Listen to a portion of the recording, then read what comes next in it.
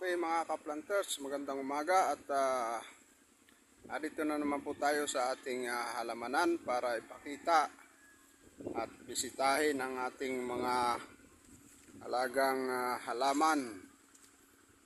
Yan po.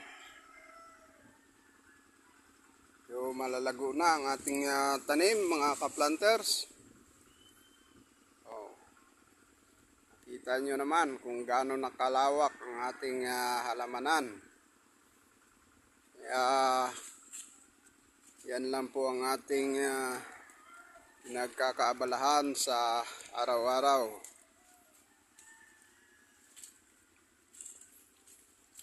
Nais ko pong pakita sa inyo ang aking naghihirapang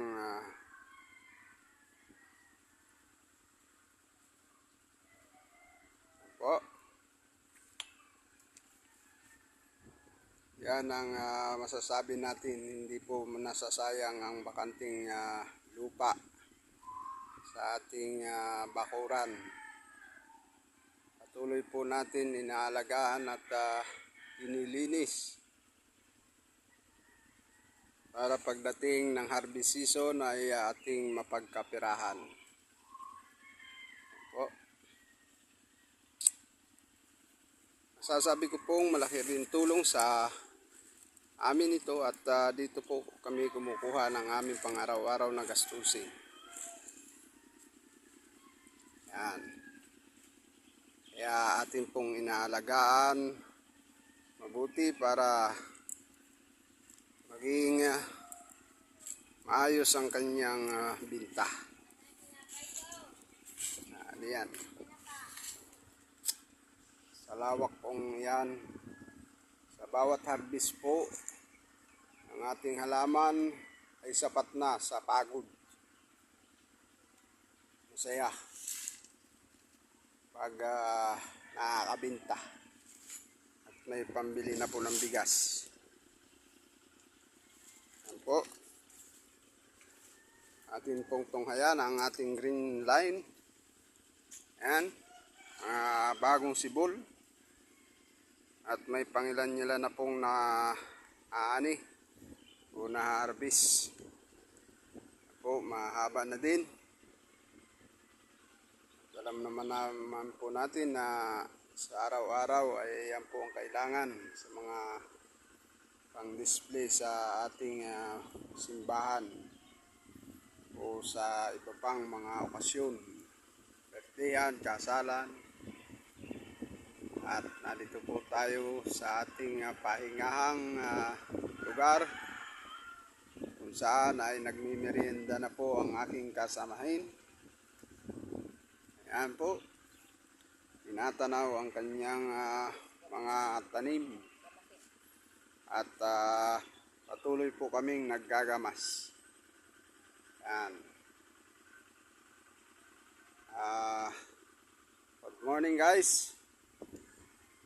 Hindi pa po natin tuluyang naipaayos ang ating silungan dahil kunti pa po ang ating binta. Kaya maigi na po yan at kahit pa paano may nasisilungan. Yan po, yan po butas-butas na ang ating bubong at ang bintana wala nang kaayusan. Yan po. Kaya ating patuloy na linilinis. Yan. Dito lang po yan sa ating tabing bahay. Relax muna, relax.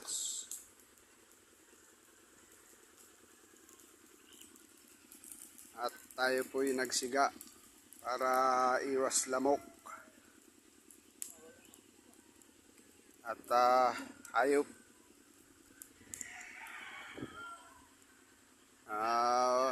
Yan po'y pang-aboy lang sa lamok.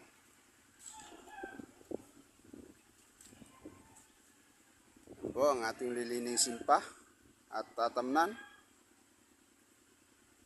Kung atin pong isipin ay napakahirap na gawain. Pero pag iyon ang malinis, tiyak, matataniman.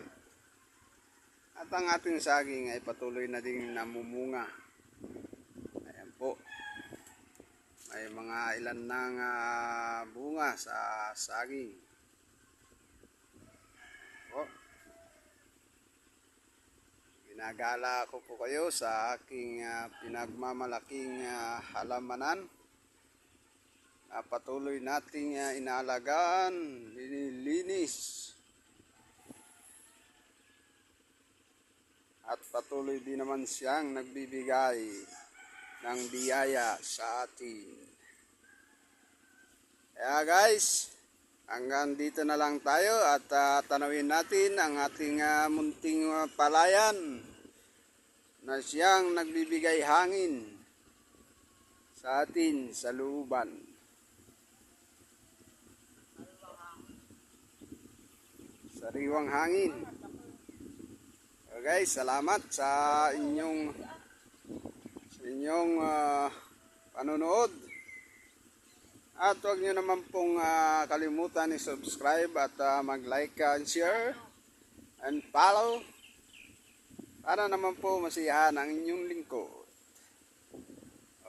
Bye bye. See you soon, guys.